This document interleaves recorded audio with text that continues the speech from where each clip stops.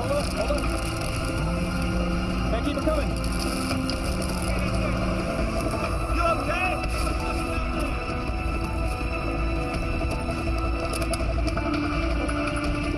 Send me down the computer. Let's go.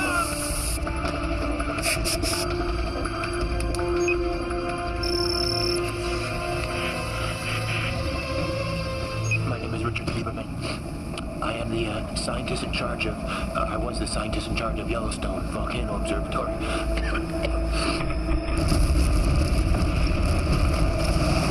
I'm not sure what day it is, and I'm not precisely sure if the eruption is over. I'm trapped here in some kind of military installation in some godforsaken part of Colorado. We've got no food, and we've got no power, and the ashfall has contaminated the water supply. The air is so thick with it that we can barely breathe. These men that I'm with, these think if we stay put that we're going to be rescued. But I honest to God believe that we just watch and wait. We're as good as dead.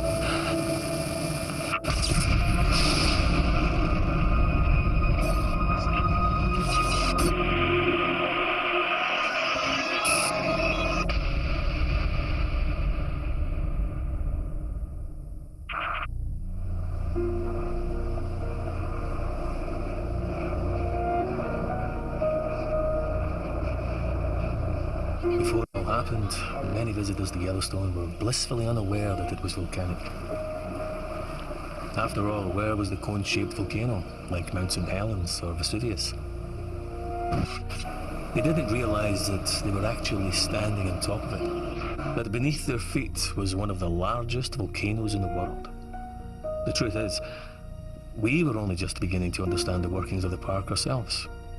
And Virgil, the virtual geophysical imaging laboratory, well, that was going to help us. Or at least, that's what our boss, Michael Eldridge, tried to persuade the press. With it, we can input data from seismometers, GPS instruments, and video cameras strategically positioned around the park to produce a living, breathing 3D model of what's happening here at Yellowstone. Virgil can also help us to understand the park's beating heart. The vast reservoir of red-hot molten rock that lies just a few kilometers beneath where you're sitting now. The sleeping dragon that powers all of the geysers and hot springs, mud spots and steam vents that draw people here in their millions every year. Maggie Chin, KCVZ News, Salt Lake City. Hello. Hello. Your model is very impressive, sir. Thank you, Miss Chin. My question is, will it help? Help what, Miss Chin? Well, in the last decade, we've seen more and more ground uplift at Yellowstone. 12 feet, I believe, is the conservative estimate. Well, that estimate is not conservative. Nonetheless, many of your colleagues in the scientific community believe that it's one of many signs that an eruption is coming. I'm going to let Rick Lieberman, scientist in charge of the Yellowstone Volcano Observatory, deal with that one. Rick? Thank you. This is a sequence of Yellowstone's geological behavior over the past 100 years. Okay, here we go. You see, what we have beneath our feet here at Yellowstone is a type of volcano, a type of hidden volcano, referred to as a restless caldera. Caldera because you'll note it resembles the shape of a cauldron, and restless because it spends much of its life doing what you see it's doing right here. It's huffing and puffing as the magma and the hydrothermal systems beneath the ground rise and fall for reasons that we actually don't fully yet understand. This uplift that you've mentioned, Maggie, is very simply just a part of everyday life here at Yellowstone. So we're definitely not looking at an imminent super eruption. Let me say this. The chances of a so-called super eruption are on the order of something like 1 in 600,000. In fact, it's more than twice as likely that an airplane will crash into your backyard. So, haven't we just seen extra ground uplift at Norris? Yes, yeah, we have, as a matter of fact, but that may well be hydrothermal. A buildup of water. I'll tell you what, Miss Chin, you give me $10, right now, and I will offer you odds of 600,000 to 1. So if this thing does go up, you make a killing. Look, as Eldridge said, it is a tool. Oh, come on, it's unreliable. We're not relying on it. Hey, what was that? What was that? That was a press conference. That was a joke. We were unveiling Virgil. What do you want me to say? You know, hello everyone, this is Virgil, and it frankly has no more of an idea of what's going on down there than we do, but thank you for coming. Buckle up. Matt, you check out the busted seismometers. I'll get there tomorrow. Good. Here's a point. We could have replaced all of those seismometers for the money spent on Virgil. That's the point. Yeah, listen, Big V will have its uses. I'll see you soon. Good to see you, man. See you, pal.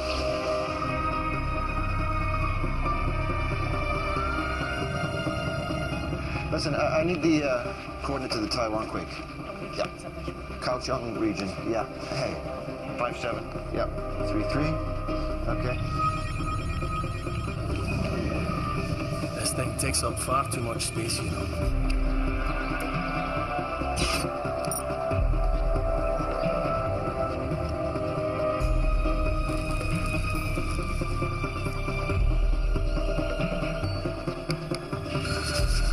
Hey. Thanks, Matt. Guess what this is? You tell me. Pumice. It comes from deep inside a volcano. It's so hot the rocks all melted. But when the volcano blows up, it's blown high into the sky. And guess what? It floats. Oh, that's my coffee. How only is that? That floats. Yeah, okay, pal. That's enough. Hey, I found out about flights. They said it's fine at 7 months. Oh, come on, Fee. Honey, we just flew to Yellowstone back. Yeah, I know, but that way you were with me, and B, you weren't in the air for like 11 hours. And then I don't get to see my mum this side of Christmas, do I?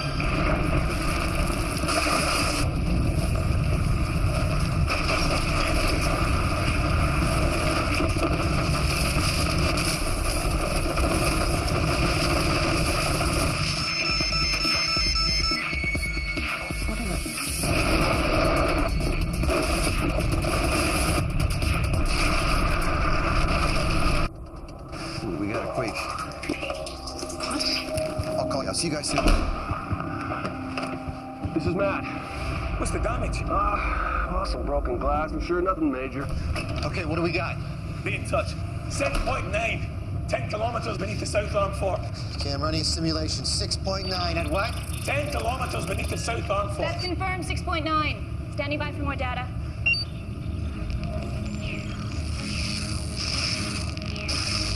Look at the webcam images of the fishing bridge area. Over, say the last 5 minutes. Oh, go back.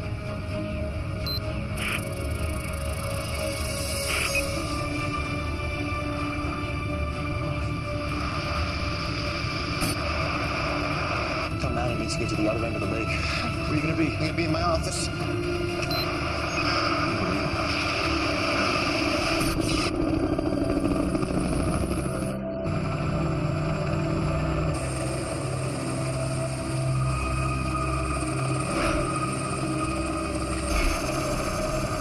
Fortunately, due to the remoteness of the area, damage was limited. But tragically, 9 bodies have been recovered so far. All from the fishing bridge area of the park. As well, 43 people have been taken to hospital with various injuries, some of them life-threatening. I'm going to hand you over now to Mr. Rick Lieberman of the USGS, then we'll take some questions. Rick? The earthquake, a 6.9 on the Richter scale, occurred at 12:13 local time, centered at a depth of 10 kilometers beneath Mount Sheridan, at the southern end of Lake Yellowstone. The earthquake triggered a landslide off the South Arm Fork, which in turn caused a tsunami wave to hit the northern shore here a few minutes later. All indicators suggest that this quake was not volcanic, but was tectonic in its nature, caused by a grinding together of the Earth's plates along a known fault line. The pattern of aftershocks of decreasing magnitude is consistent with this type of seismic activity. Any questions? Is it true Old Faithful is stopped? Yes, that is true. However, ground movement can both block and unblock hydrothermal features. Has there been any effect on the uplift in Norris? No, not that we've seen at all, no. Are you still sure that there isn't going to be an eruption, Mr. Lieberman? As I've said, Miss Chin, this earthquake was not caused by volcanic activity, as far as we know. We are increasing our alert status to yellow, which, as you know, does mean watch. Yeah. Does that mean you're not ruling out an eruption? Look, Miss Chin, Yellowstone has sometimes as many as 3,000 earthquakes every year. None of them followed by eruptions. Now, everything points to this being a one-off tragic accident. The truth? We had the Hebgen Lake earthquake in 1959, a couple of miles from Yellowstone. 7.5 in the Richter scale. Massive landslide, 29 dead. And it didn't indicate a damn thing. Again in 1975. Mag 6, it didn't either. I mean, hell, I'm a politician, not a scientist.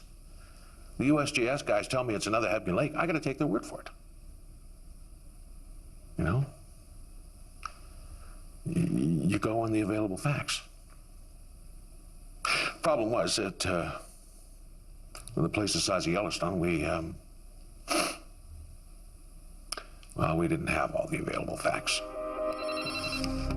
Richard Lieberman, YVO. Hey, it's me. You better take a look at KCVZ News. I will do that, thank you. I'll call you back. Do you think we have good reason to be concerned?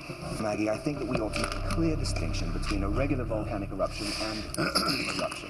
Mount St. Helens was the most violent eruption in American history, killed 57 people, and it erupted about 1 cubic kilometer of volcanic ash. Watching the great man, huh?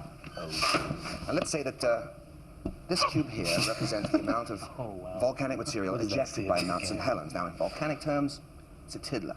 Krakatoa, Tiddler. the Indonesian volcano that erupted in 1883, was 17 times larger than Mount St. Helens, killed 36,000 people, and it's represented by this cube here. And finally, we have this.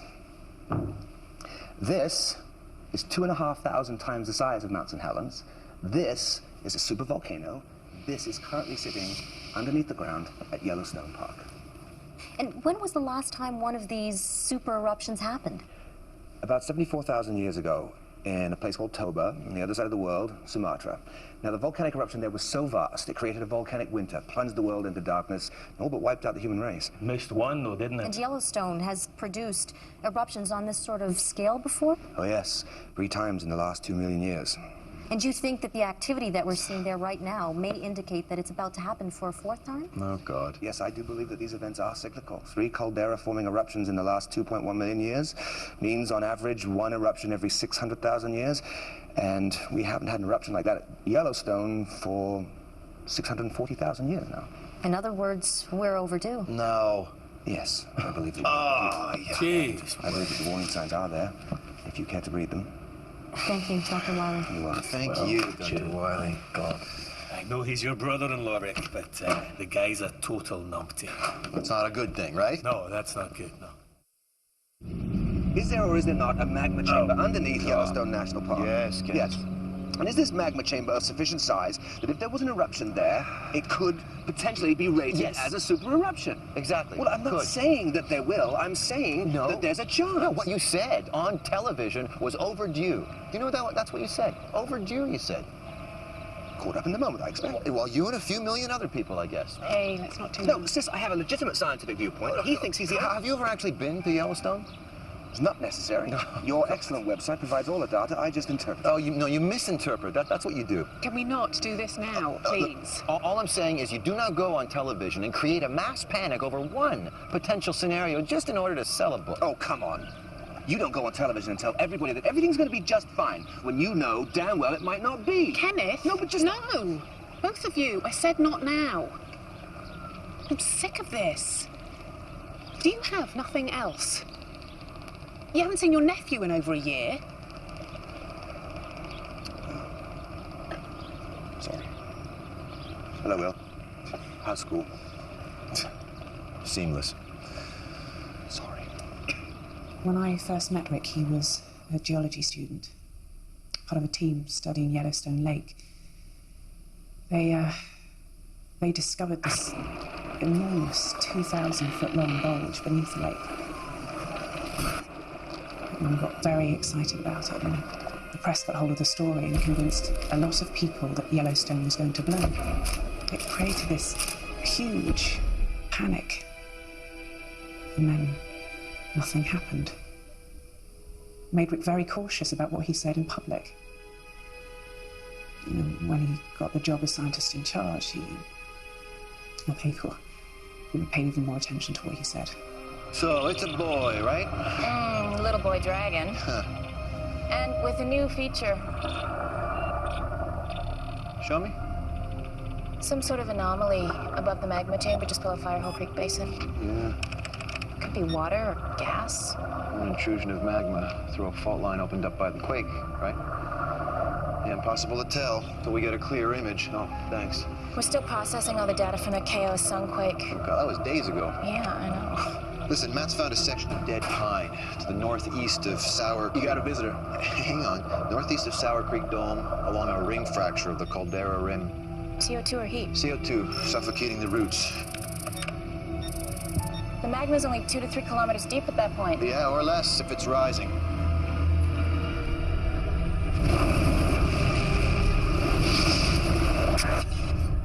All right, so who is it? Wendy something from FEMA.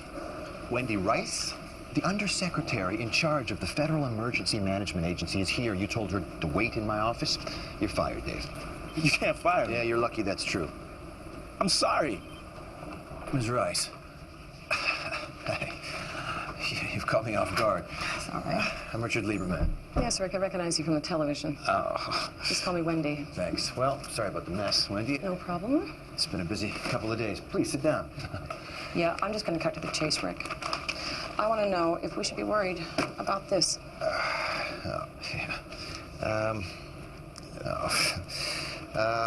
Based on the data that we're getting, yes, there are indicators that there could be an eruption. Or it could be business as usual at Yellowstone. Now, if there is an eruption, then there is a good possibility that it's going to be a moderate one. This isn't enough, Rick. If there's even the slightest chance of this happening, I want to know what that means. I want to know what we can do about it. How much do you know about super eruptions? But super in front of eruption, I don't imagine it means better. Can I show you something? Please. Okay. See, the magma chamber that sits underneath Yellowstone? Well, here. We think it's roughly the same dimensions as the Caldera Rim itself. We think it's around 40 kilometers wide by 80 kilometers long and around 8 kilometers deep. You think? Yeah, it's a very difficult thing to get a clear picture of. In fact, the only way to even attempt to see a magma chamber is, ironically enough, by relying on earthquakes. Have a seat, please. Thank you. It's called seismic tomography. What we do is we plant an array of seismographs throughout the park, and then when an earthquake occurs, the seismic shock waves from these events travel through the Earth. Now, these waves move slightly slower through the molten rock than through the solid rock. So we can use these slight differences in arrival time here at the seismometers to begin to calculate and plot the rough dimensions of the chamber. It's kind of like sonar. And that tells you how much magma is down there. Well, what we're trying to determine essentially is the nature of this magma. Is it eruptible magma? Is it too viscous? Is it too sticky to go anywhere? Or is it molten enough? Is it liquid enough that it can escape? You know, we also want to know how it's situated in the chamber. Is it kind of spread out in individual pods or pockets throughout the chamber? Or, and this is what we don't want, is it accumulated in one place, sufficient enough that it could trigger a super eruption? Okay, let's talk worst case scenario. Okay, well, we have run some projections based on the first super eruption at Yellowstone 2.1 million years ago, essentially because this is the one we have the most data available on. Now, if the next one were to behave in a similar way, then we would be looking at between 2,000 and 3,000 cubic kilometers of rock, gas, and ash erupting across the United States in a pattern that looks like this. Zone 1 represents a 100-kilometer radius around Yellowstone. Basically, everything in this area would be completely wiped out by pyroclastic flows. That's the rock and ash that spills from the side of an eruptive column. That is a pyroclastic flow. These surges can travel up to 700 kilometers an hour. So, yeah, these journalists were very, very lucky. Now, out here in zones 2 and 3, virtually everyone and everything in these two areas will be trapped by extremely heavy ashfall. That's roughly 3 million people. Yeah. And here out in zone 4, we're talking about ashfall of around 15 centimeters. Now, 15 centimeters, that doesn't sound like a lot, but you add rain to 15 centimeters of volcanic ash, and that is certainly enough to collapse a roof. And then, you know, in zone 5, it gets down to around 5 centimeters of ashfall. This is a huge area, covering most of the grasslands, any animals that happen to be grazing there, and that's also the grain belt, of course, so that's all the food gone. And then zone 6, we tail down to around a centimeter of ash, extending out to the eastern seaboard. A centimeter. I read it takes just 1 millimeter to close an airport. Yeah, the thing that people don't understand about volcanic ash is it's not like ash from your backyard barbecue. It's rock. It's abrasive, it's pervasive, it's destructive, it shorts out electrical equipment, it clogs machinery, you name it. And it's also extremely tiny. It's 100 microns across. It's so tiny you can inhale it, and when you do, it combines with the moisture in your lungs and forms a cement-like mixture. You essentially drown in what's basically liquid concrete, so. Anyway, that is the worst case scenario. So you tell me, I mean, if an event like this were to happen, what is FEMA going to do? Is it going to happen? Is it going to happen? Yeah, it is going to happen. Is it going to happen in our lifetime? I don't know. And that is the most honest answer that anybody can give you, Wendy. I don't know.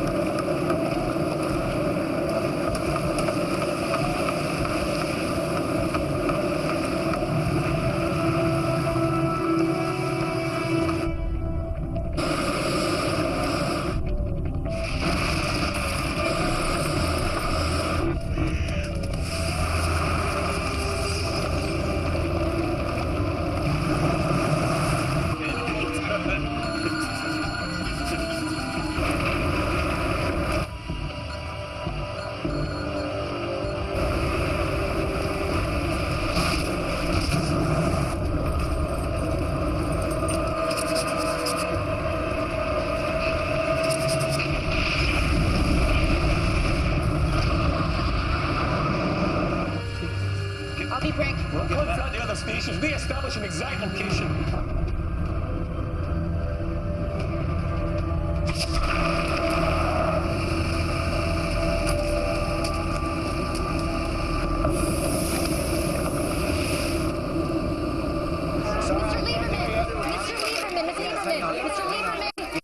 Denying the possibility of a super eruption.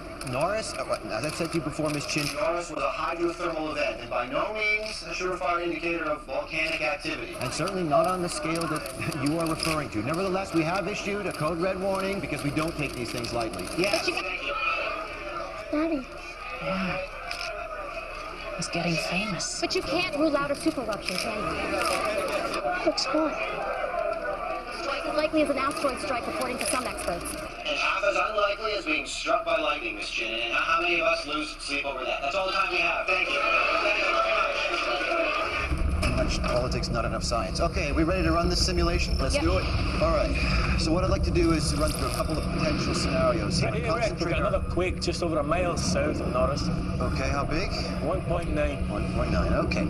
Now, this anomaly that we've discovered near Norris, now this could be water and gas, as we know, or worst case scenario, it could be a new pod of eruptible magma. So I want to concentrate our simulations around this area and see what the potential damage could be, okay? So, option number one. Let's say that we've got 1 cubic kilometer of eruptible magma. Okay, and drop it. Run it.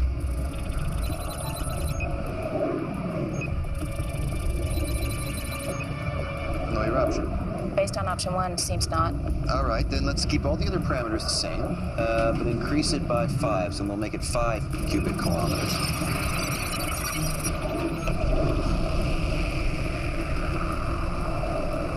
Okay, how big is this? Moderate BEI2. BEI2 in duration? Over approximately 3 days.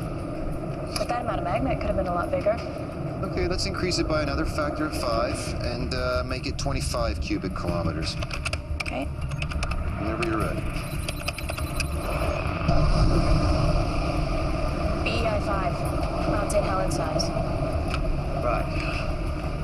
So 10 times more magma, 1,000 times more eruption. Potentially. Okay, so let's increase it by another factor of 5 and make it 125 cubic kilometers. This time, let's just run it this time just from the hydrothermal blast. Sure.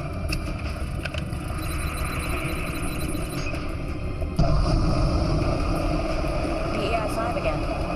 Okay. BEI5 again.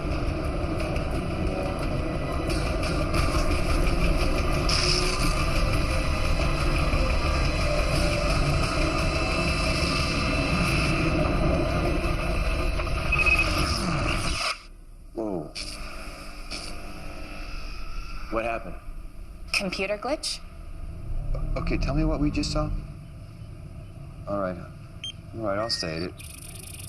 If we have a reservoir meltdown there that's larger than 125 cubic kilometers, then this model is telling us that even a moderate eruption near Norris could destabilize the rest of the chamber and trigger a...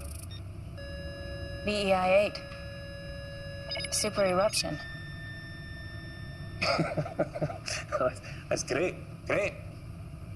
And if frogs had wings, then they wouldn't bump their little green asses hopping around, eh? If there was a pocket of melt over 125 cubic kilometers, then a possible eruption at Norris may trigger further eruptions, which maybe, just possibly, could register as VEI8. Brilliant, great. Jesus, you're letting yourself be spooked by a video game. Oh. How close are we here from Norris? 25 kilometers as per handbook rules. Exciting, huh? Oh, yeah. Very exciting. With any luck, it'll erupt while we have such a good view.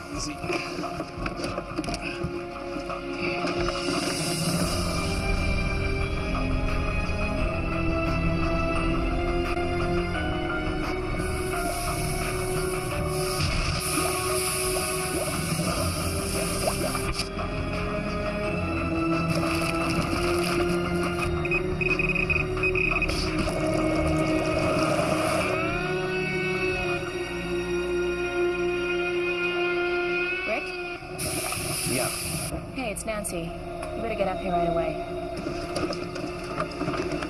Okay, so where's this uplift concentrated? Here, Firehole River Basin. It's miles from Norris. Hang on, the question is this rising magma or is this groundwater? I could make a plausible case for either. Yeah, I know you could. Another 2.2 to the northeast of Norris.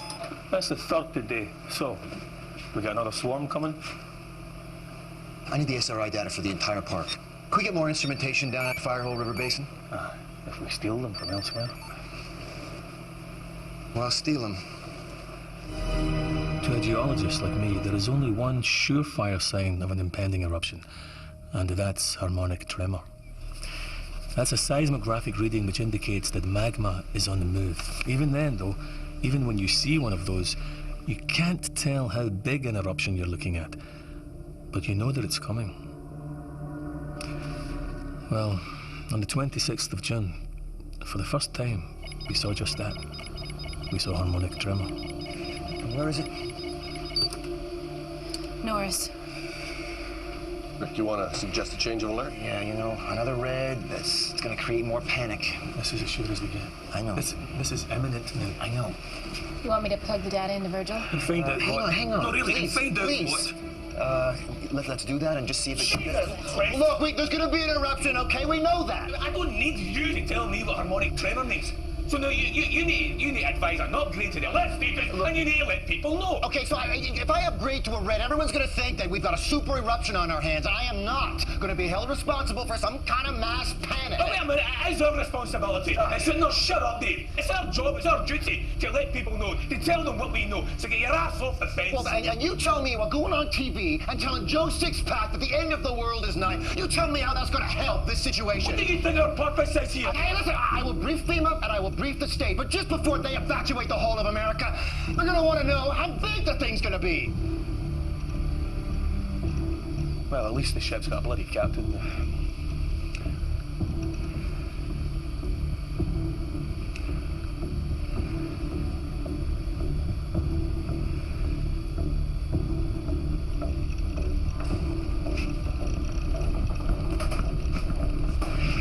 Guys.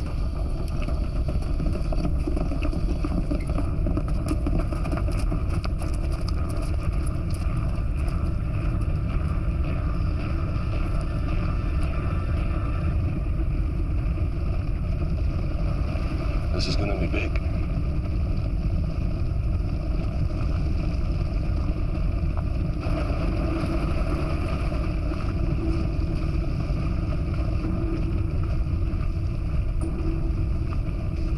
What is going on? Nothing is going on. What Come on. What, no mention of it for weeks, and all of a sudden we're going to England. Not like that. I'm not supposed to be suspicious. Look, you said that you wanted to go and see your mom, Oh, Jesus, right? Rick, just be honest with me. I'm being honest Are with you? you, yes. It's going to be a big eruption. You've got to come with us. It's going to be exactly what I said that it's going to be. You know, this little girl may never meet her father because of the decision you're making right now.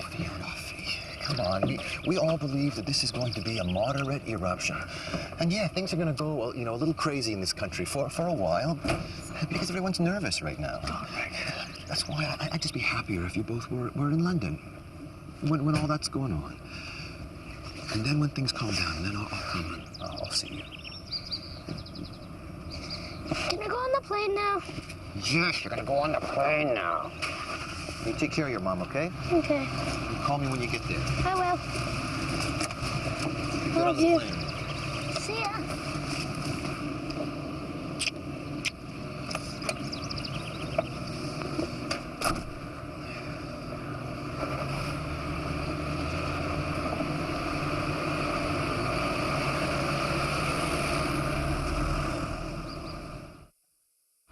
I'm going to refer you to our San Francisco FEMA office, and I want you to talk to Lisa Cochran. She'll be the one to direct any activity at that point. Okay. One moment. Bring your center screen volume up. A leaked email seen by KZVZ confirms that the U.S. Geological Survey expects an eruption anytime soon, possibly within hours, and possibly with devastating consequences for America and the world. Oh, God. I'm Maggie Chin with KZVZ News, reporting to you live from Yellowstone National Park. The radius of 100 miles around the park is being evacuated amid scenes of chaos and confusion. Highway 20, the main route linking West Yellowstone to Idaho Falls, is at a complete standstill. Meanwhile, towns and cities hundreds of miles from Yellowstone are under siege as panicked buyers stock up on provisions like canned foods and water. Many stores have been forced to close early, prompting fears that violence will soon erupt. We have to shoot him, we will. We'll defend our property and our life. We do realize it's the worst possible way to come out, guaranteed to maximize panic. The story's been picked up by all major networks, not just in this country. All I know, Wendy, is it didn't come from my end. Nor from Governor Marshall's office, nor from anyone here in Washington. Still, we have to deal with it. Sir, this is Rick Lieberman. Hey. Rick, Joe Foster, Secretary for Homeland Security. Michael, you know, of course. Hey. Governor Marshall should be joining us at any moment. Expect to see you here.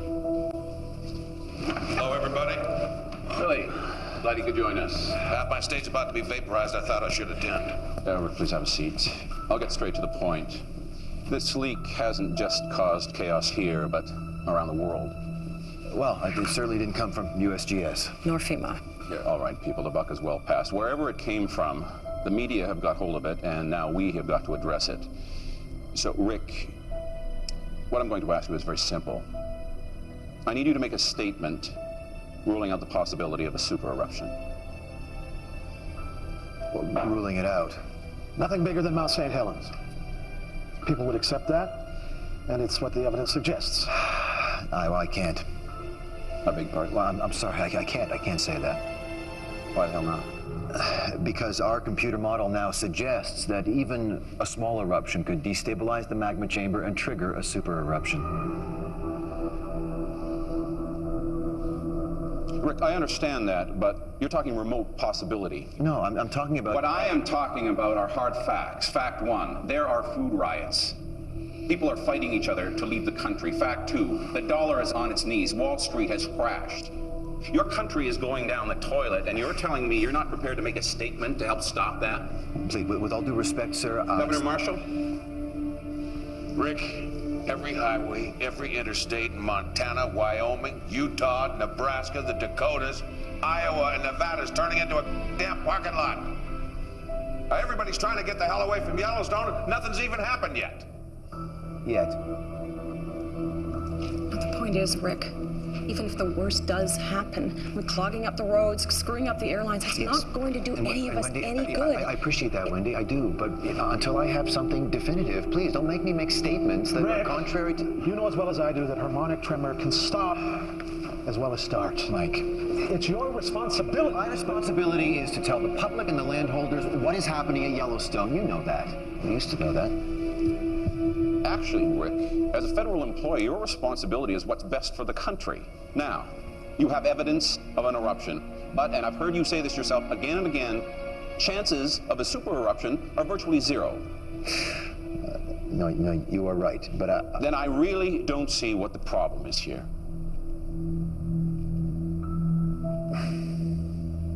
Thank you all. I'll see you in 10 minutes.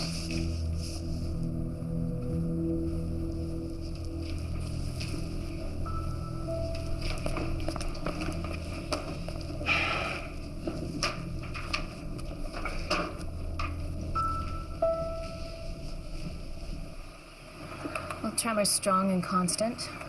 I'm plugging the coordinates into the seismic image. Should give us a clearer idea where the magma is. Good. You get everything you need, Dave? I think so. Right, enough to get me going until you guys join me tomorrow. Oh, you'll be out here first thing. All right, don't leave it too long. Don't worry. Okay. You out of here? I'm out of here. See you tomorrow. Take care, man. Ladies and gentlemen, as you know, It's on TV. America and the world has been watching with growing anxiety the developing situation at Yellowstone National Park. After a full briefing from the U.S. Geological Survey, and in particular the scientist in charge at Yellowstone Volcano Observatory, Rick Lieberman, I can assure you all that after weeks of intensive monitoring at Yellowstone, they have gathered no evidence to suggest a so-called super eruption is imminent. Instead, the USGS believes that a small to moderate eruption, an event comparable in size to the eruption at Mount St. Helens in 1980, may be due. At this moment, we are taking the appropriate precautions in line with the scale of eruption. The evacuation of the Yellowstone vicinity is currently underway. For those in states bordering Wyoming, we ask you to follow standard state advice, remain indoors, seal all doors and windows, and stock up on sufficient food and water for 3 days. I ask my fellow Americans to stay calm and to use your usual good sense at this time. Thank you. Mr. Lieberman, up until now, you've been extremely measured in your statements about Yellowstone. Do you agree with Secretary Foster in what you just said now?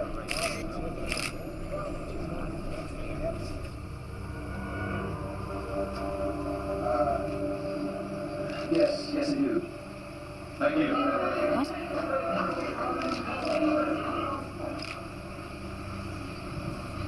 Nailed to put a blast up in the wall.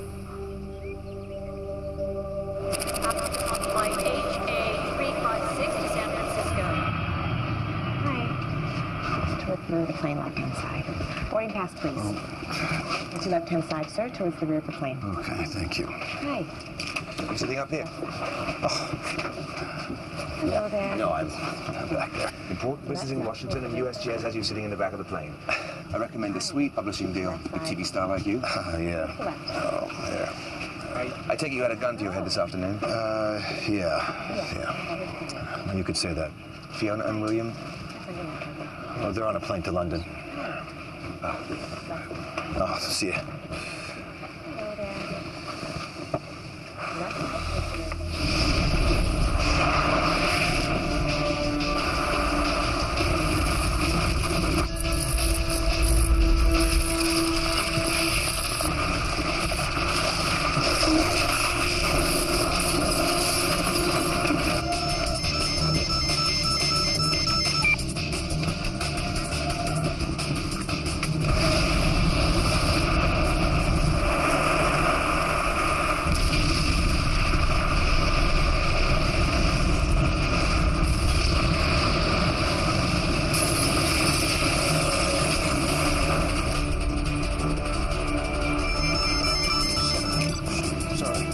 Sit down. You haven't turned faster seatbelt sign off yet. Sir, sir, I have to ask you to turn your phone off. Jack! I think he's over here.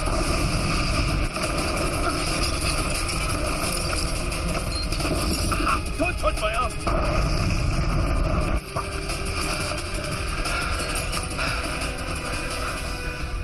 This is it, man. It started.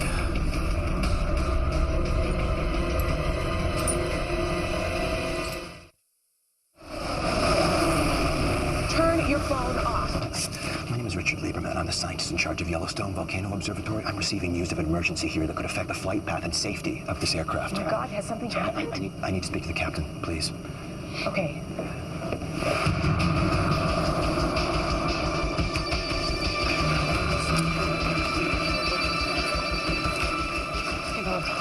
Nice dress, I'm sorry to haul you away. Not a problem. Who have I got from USGS? No one. What? You can't get through to the field office at the moment.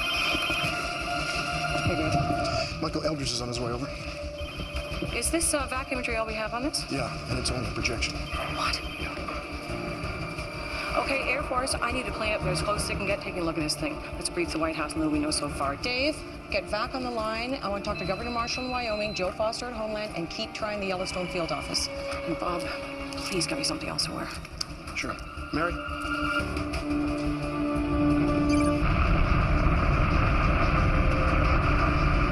got the job. You need to take a look.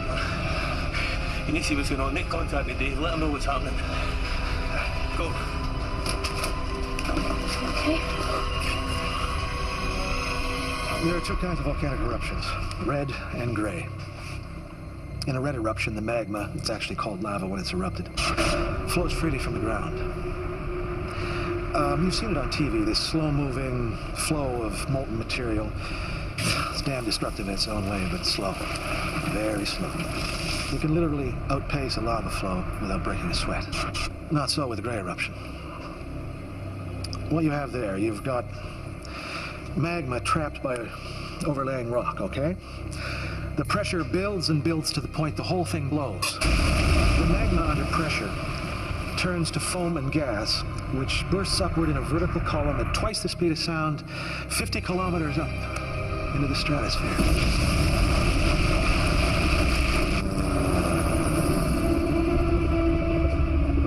Dave, come in, Dave. This is Matt. Damn it. Dave, this is Matt. Hey, Matt, it's me. I'm heading out to Bozeman. Where are you? Just to the northeast of Morris. What are you seeing? Oh, it's a single vent. Moderate size at the moment. How far from Bozeman are you? About an hour.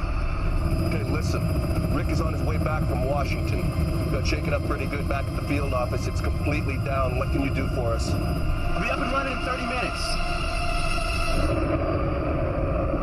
It's been estimated that within the first hour, 100 million tons of pumice, rock and ash were ejected, powered out by something with the explosive force of 1,000 Hiroshima bombs. Then the wind carried the top of the column eastwards.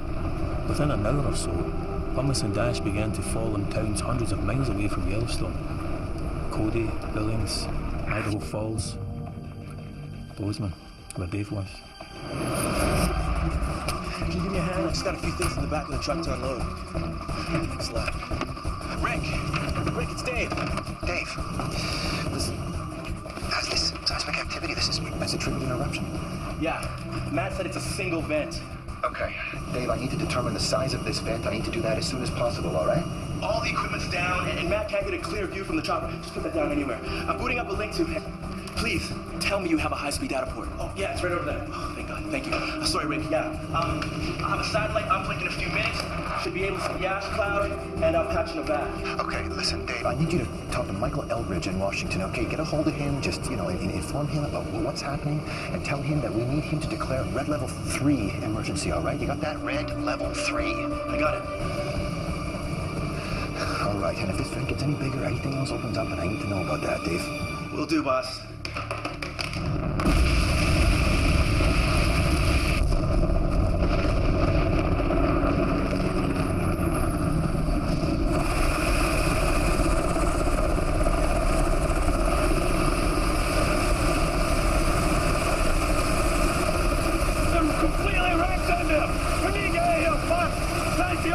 Alpha, go!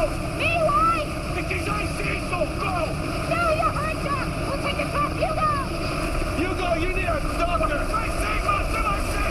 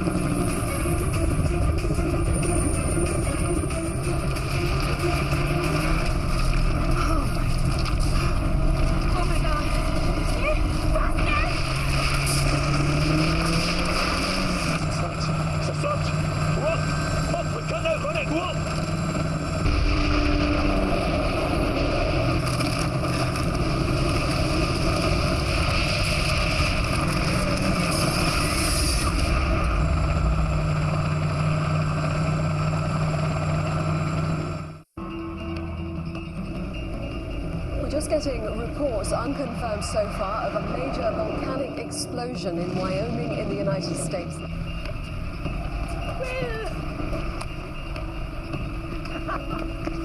Early reports from Wyoming say the eruption has killed literally thousands of people. Many cities near the volcano in the Midwest have been destroyed.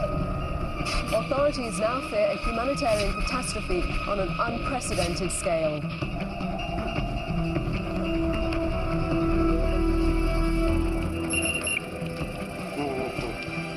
Louisiana is reporting a city-wide blackout. I'm getting reports of rolling blackouts west of Yellowstone. Ash fall on power and relay stations. Okay, tell our FEMA offices in Montana, Nebraska, Utah, and the Dakotas to shut down their power grids and switch to backup generators as of now, and make sure those generators are protected against the ash. I'd also advise them to shut down all air conditioning units. The ash will get everywhere. Okay. All federal buildings need to seal up and start recycling their clear air.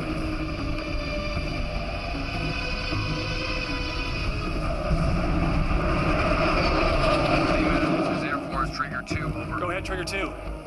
I'm now monitoring the eruption element, level 500. Indications are below about 290. The wind is westerly, but above that it veers around 7 or northwest, over. Hank, you got those coordinates?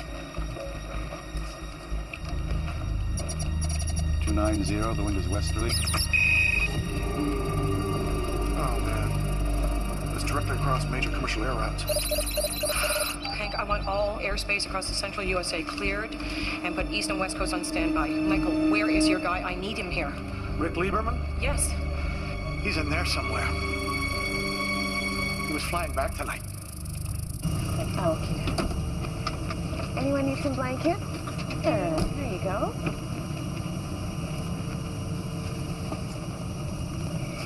So, it's a single vent. A single vent. Yeah. So Mount St. Helens, then. Yeah, like you said. Yeah.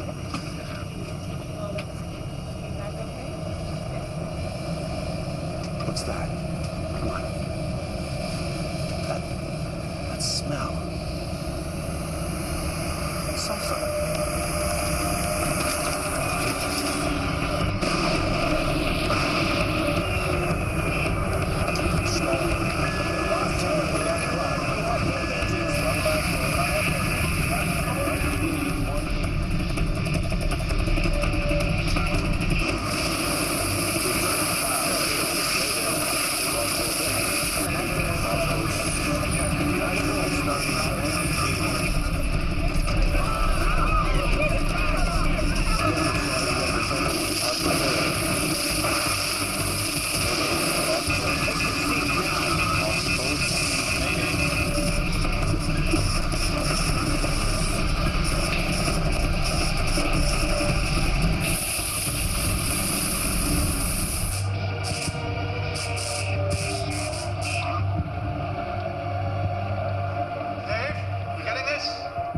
Yeah, I got it.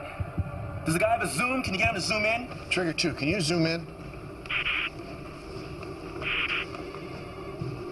Wait. Oh. Hey, you see that, Michael? Another one. Yeah. Yeah, this vent number 2 opened up now. While it was just a single eruptive column, there was still a chance that things would be okay. But the second eruption... Clearly, there was so much magma and pressure in the chamber that it couldn't vent through a single column. Instead, the whole caldera began to unzip in a series of smaller eruptions. Once that started, we had no idea how long it would go on for. Days, weeks, months. We just didn't know.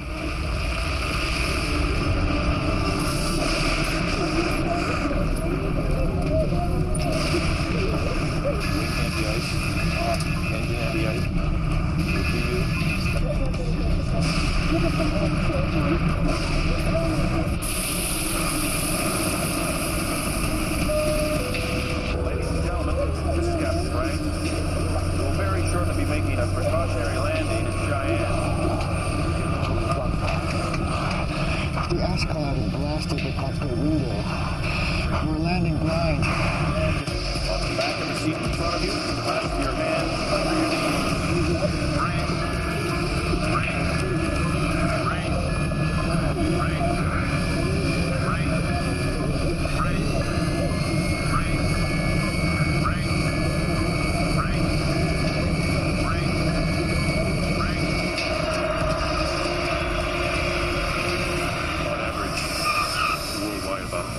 Each year unexpectedly fly into ash clouds, and on that night 35 did, and that was just over the U.S.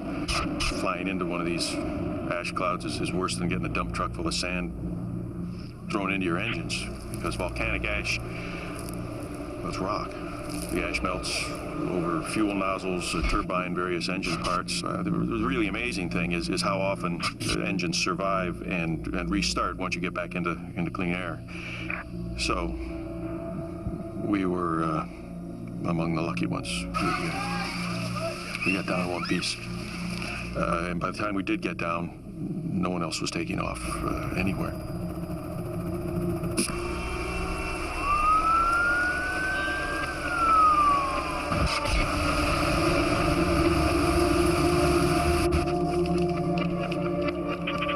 Reports of large numbers fleeing into Canada along Interstate 15 and 29. Lincoln, Nebraska is on standby to evacuate. Stand them down. I need to clear those roads and get me a transportation update on the Coast Guard. The Air Force is evacuating its planes at our bases at Minot, Grand Forks, Ellsworth, Nellis, Kirtland, Offutt, Peterson, Edwards. Is there anywhere they're not evacuating? The East Coast, basically. Thank you. Wyoming's declared a state of emergency. They've asked for federal disaster recalls. Did you get that, Denver? Guys. Hey, guys. Looks like we got another vent opened up. Oh, God, 3 vents open. Michael, how bad is this going to get?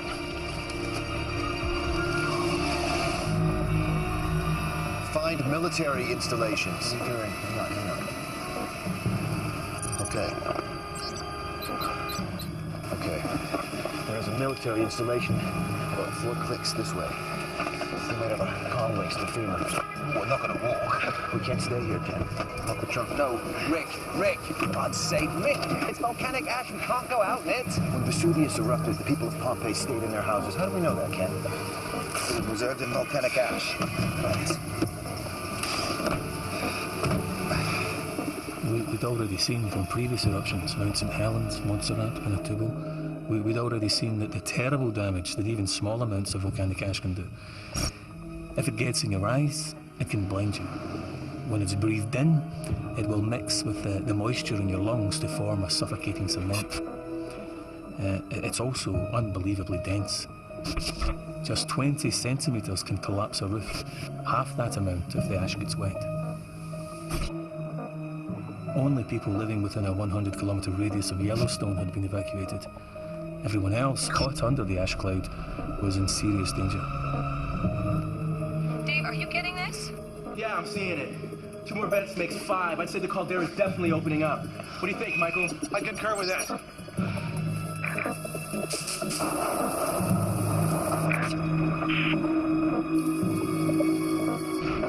Dave, believe that's here, on the roof. Hold on.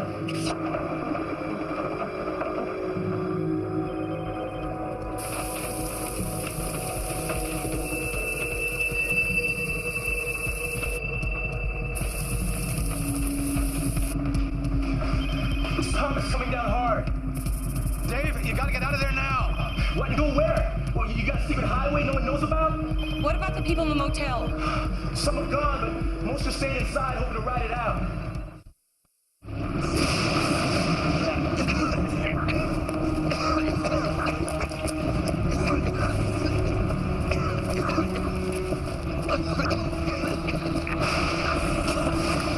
Hello, is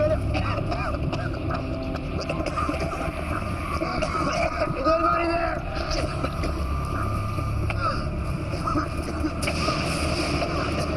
Will you state your business?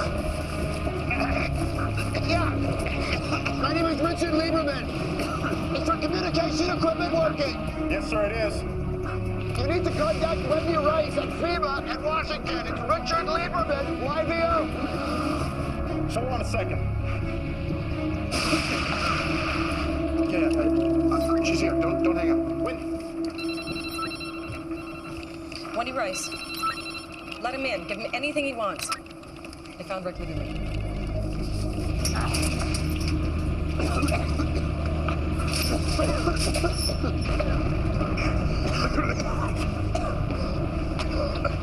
I'm Sergeant Jeffrey Johnson. Hope you guys understand the precautions. Thanks, guys.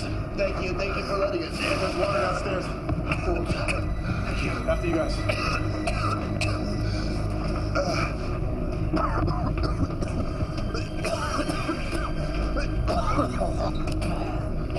Follow me. What is this place?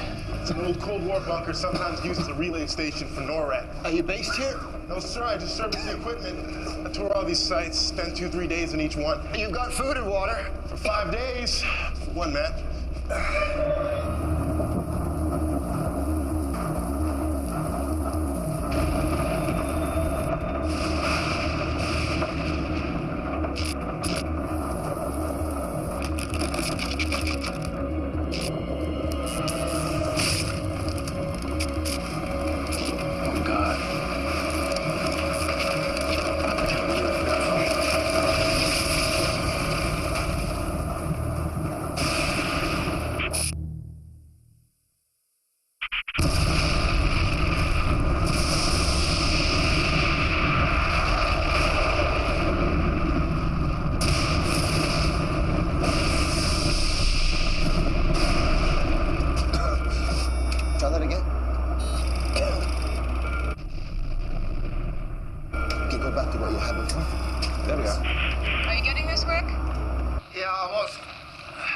What do you make of it?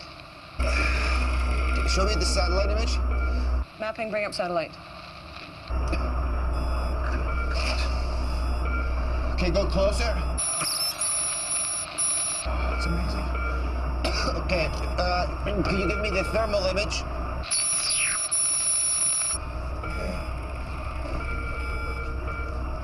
Hey, Wiley, what's he doing?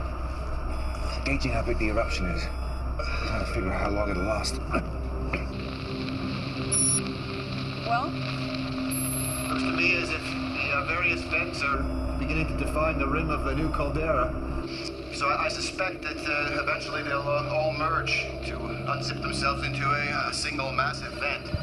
Rick, can you give me any idea of how long this eruption will last? Well, this looks about half as big again as the previous caldera, so I think you're looking at something 60 kilometers by 90 kilometers. I mean, we are looking at an event on the scale of the Huckleberry Ridge eruption. It was the first at Yellowstone, and the biggest. And? And if that injected 2,500 cubic kilometers of material, then we have to make some kind of estimate for the rate of ejection, and then you do the math, and you've got your duration. Give me a figure, Rick. Say that again? A figure. Give me a figure. What, you want me to guesstimate? Yes. We're looking at a duration of between 5 and 9 days. but it doesn't matter how long it lasts, Wendy. Make no mistake, we are looking at a VEI here. No, there's no question anymore. What happened? Lost the link. Let's get that signal back. VEI 8, Michael. Super eruption. Yeah, the worst case scenario. No, it isn't. John Galvin, he was at the field office when the eruption The worst case scenario isn't a super eruption. The worst case scenario is a super eruption which goes on and on. If a volcano ejects more than 1,000 cubic kilometers of magma, it's a VEI 8. The magma chamber under Yellowstone has the capacity of 25,000 cubic kilometers. Problem is, we don't know how much of that is eruptible magma. But that is what will dictate whether this eruption goes on for days or for weeks.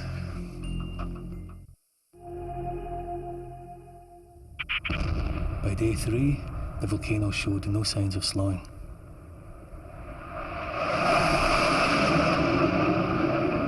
The ash cloud had covered 3/4 of the United States.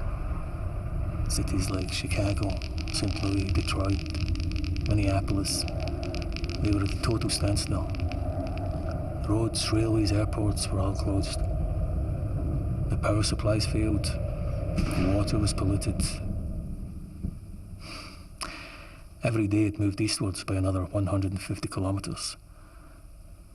And all we could do was sit and watch. L'azione possa essere contenuta o se ci troviamo di fronte ad uno dei peggiori disastri. We have no clear idea of how long it might last or what devastation it might reach. تشير آخر الأنباء إلى أن الكمم والصخور التي قذفها الانفجار البركاني. Listen to the advice of your local emergency services. Follow it. May God be with you all. Hundreds of thousands of US citizens are homeless as they fled from the ash cloud that now covers 3/4 of the country.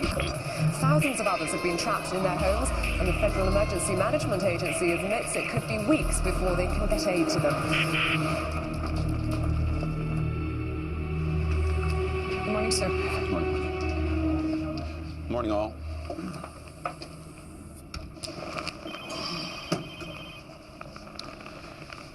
1 hour ago, Air Force One took off from Andrews en route to a military bunker in Florida. That information does not leave this room. You can't run a country under several feet of volcanic ash, but some sections of the media will still say she's running away. Now, can we get to business? Wendy, how many people in the fallout zones? About 25 million. Casualty estimates so far? In the immediate zone, 90%, excluding those that got out early. In Zone 2, we estimate 10% mortality. That's approximately 35,000 people. Zone 3, 5% mortality. That's 122,000 people. Zone 4, 3% mortality, 85,000 people. Zone 5, estimate 1% mortality, 220,000 people. Total estimated deaths for the first week, 462,000. And that's assuming Zone 1 is clear. These are all from the ash? Mainly. Either directly from ash inhalation or indirectly from roof and building collapse, power failures, especially in the hospitals, ash-related accidents. Sir, standard advice to people was that they store enough food and water for only 3 days. Today is day 3. Then what are we going to do? Oh, excuse me? Wendy Rice. Well, even when it ends, we won't be able to fly for weeks with the ash still blowing around. So what are we actually talking about? You find a way. You don't just write off 25 million people. Good. Put him through. We've got Rick Lieberman here. Rick, can you hear me? Yeah, hang on. Yeah, we got you. Rick, we have 4 more vents open since yesterday. All right. Has Dave been able to model these? We can't raise Dave. Say that again? I'm sorry, Rick. We can't raise Dave. Secretary Foster here, Rick. We need to know how long this eruption is going to last so we can plan how to rescue 25 million people. With all due respect, Mr. Foster, I think you've got to change your game plan. I mean, what you have told people is to stay put and to sit this out and to wait for your help. I believe there's simply no realistic way for you to honor that, sir. And I think that if you do, people are going to die waiting for you. retract your advice. You need to retract your advice. You need to tell them to come to you. Mr. Lieberman, FEMA will draw on every resource possible to rescue these people. That's our federal obligation. No, sir, this is not about protocol, Mr. Foster. This is about survival and nothing more. I mean, when this ashfall stops and the air starts to clear, the people who are trapped are going to, like we are going to start walking. They're going to start walking rather than stay here and wait to die. And they're certainly not going to make it, sir, without your help. You need to help us. You need to tell us where to walk. We need to have supplies dropped for us along the way. I mean, if we are going to walk for life, then it's up to you guys to help us. Damn it. He wants people to walk through the ash? Is he crazy?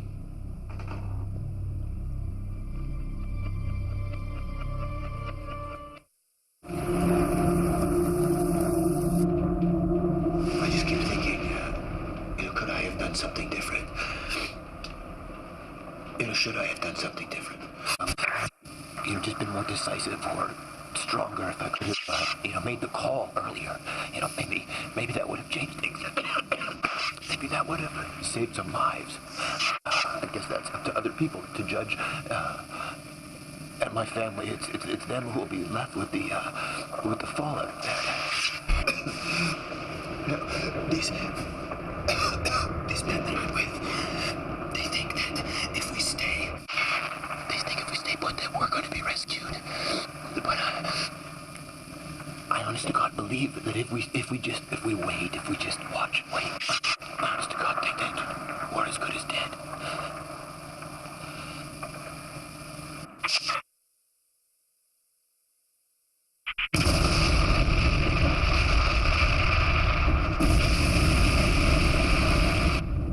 By day 5, over 2,000 cubic kilometres of ash and pumice had been dumped across the United States.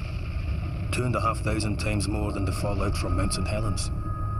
But that was only about 10% of what was in the magma chamber. How much more would come out depended on how much more eruptible magma was down there. The country was already on its knees. Thousands of people dead, millions of others homeless. If it didn't stop soon, well, let's just say we were running out of options. We have just received reports that Mexican authorities closed the border 4 hours ago.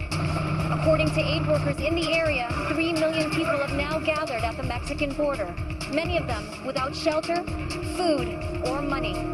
Maggie Chin, KCBC News. They closed the border? To U.S. citizens, yes. That's totally unacceptable. They're condemning people to death. The Mexicans say they can't cope with the numbers. Well, we're gonna have to kick some ass. Well, I think the president might feel that right now is a bad time to invade Mexico, Bob. Can we move on? Yes, sir. All right, our best case scenario is if the eruption stops in 2 days. If that's the case, access to zones 1 and 2 won't be possible until at least 3 to 4 weeks after that, so it's unlikely we'll find any survivors. We can start supply drops into zones 3 through 5 about 2 weeks after the eruption ends if the weather is with us, but it's going to have to be piecemeal, depending on whether the satellite can find clean skies for the aircraft. That's too long. What about Rick's walk to life? We can't advise people to walk through the ash. It's just too dangerous. So are we asking people just to sit there and starve to death? There are hundreds of thousands, maybe millions of people stumbling around out there, looking for help.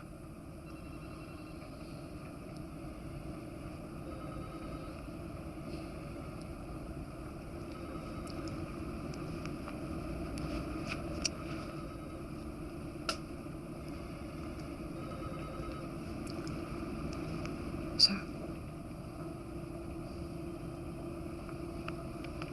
All right. We'll go with walk to life. I need to hear a plan out of this room as to how to do that fast.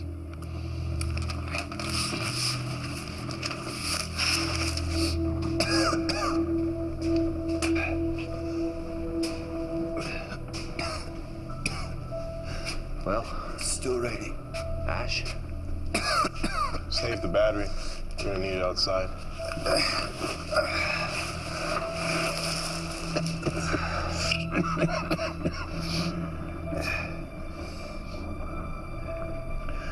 Johnson. Yeah. Wouldn't the Air Force be looking for you? For me? Yeah, you know, leave no man behind and all that.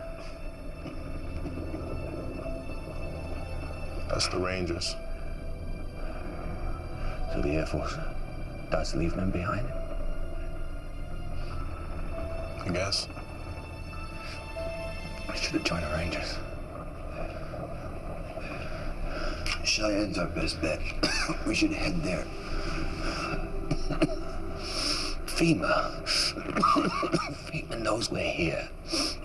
They'll send somebody. Kenny, FEMA's got 25 million people to save.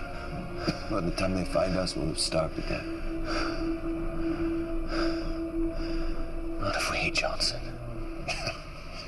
Try it, man. Definitely a book in this when we get out. Oh, I don't know. One doesn't like to say I told you so.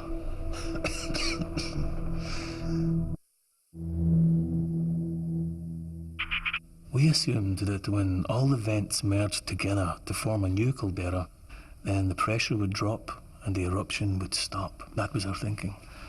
Then, on day 7, our seismographs began to pick up massive quakes, and we realized that the ground within the new caldera rim was beginning to collapse into the empty space left by the ejected magma.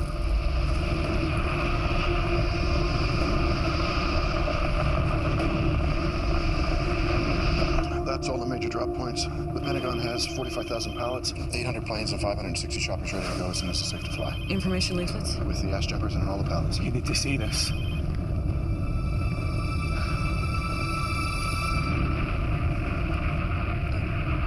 Does this mean... This means that the pressure holding the eruption column in the air is beginning to drop. It's a good thing. It's a good thing.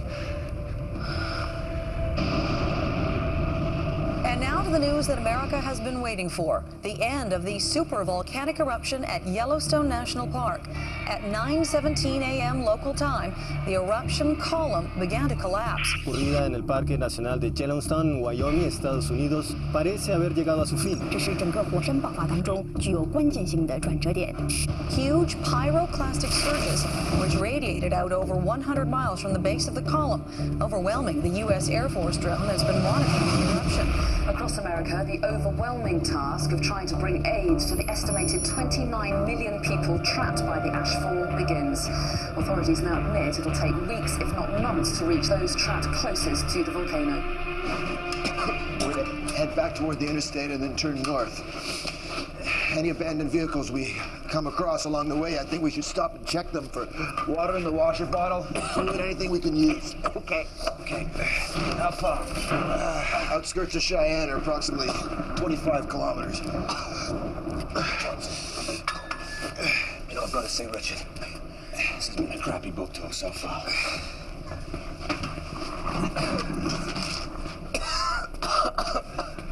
Flashlight.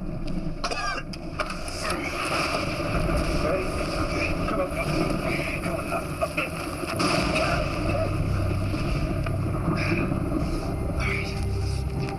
All right. Okay.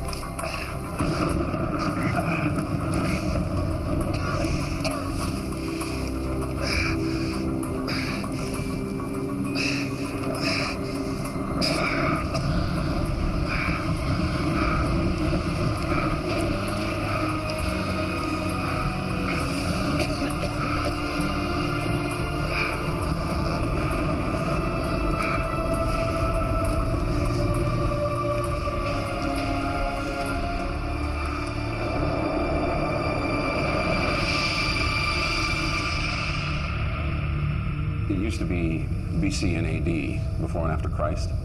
Well, now it's BY and AY, before and after Yellowstone. Before and after, the world changed out of all recognition. Suddenly, utterly, irrevocably. The global effects were not fully felt until a month or so after the eruption had stopped.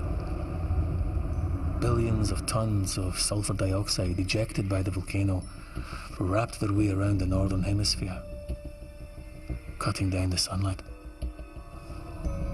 Within weeks, temperatures started to plummet, as much as 20 degrees in some places. Then the aerosols jumped the equator and started to cool the southern hemisphere. The monsoon failed, adding drought to the bitter cold. Climatologists say it will start getting better in a few years. But let's just say, I don't think I'll live to see another tan.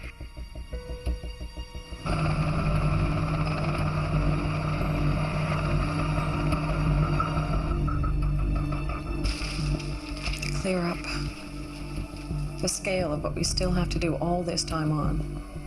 80% of the USA covered by ash. 20% rendered unusable or uninhabitable. Cities and towns permanently abandoned. Billings, Cheyenne, Denver, Salt Lake City. I don't know how we kept going, to be honest. I mean, just the animals. The livestock. Millions dead. Rotted where they fell. And the people.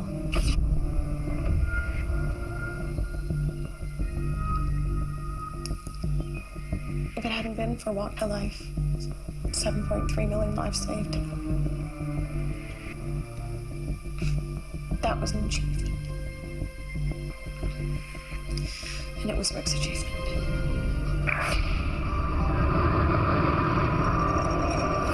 Not knowing was the hardest part. He called from Cheyenne, from the airport, with Ken. And then I didn't hear anything. Until Michael Eldridge called from FEMA to say they were in this bunker place. But safe. But then, when there was no news, I gave up all hope of ever seeing them again.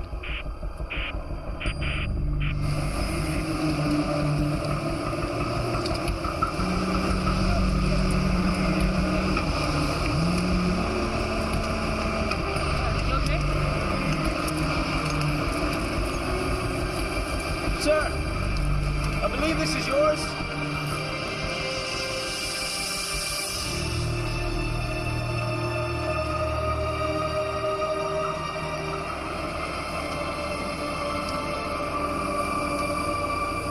Why did I choose to come back? It's hard to say, really. To face the reality of what nearly happened, I suppose. How close we actually came to never leaving this place at all.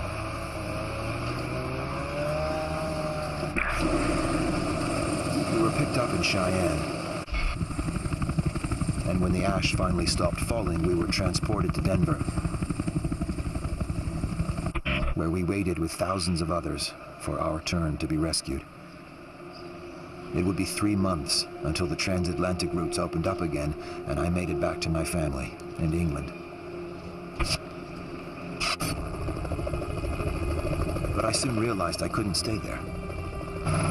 Not until I'd seen for myself what had happened to Yellowstone. The place I'd spent my whole life trying to understand.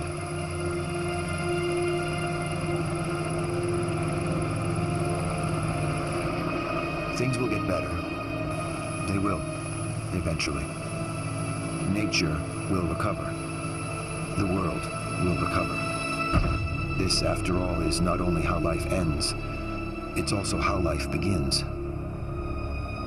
And one day, someday, Yellowstone will erupt again. But not on my watch.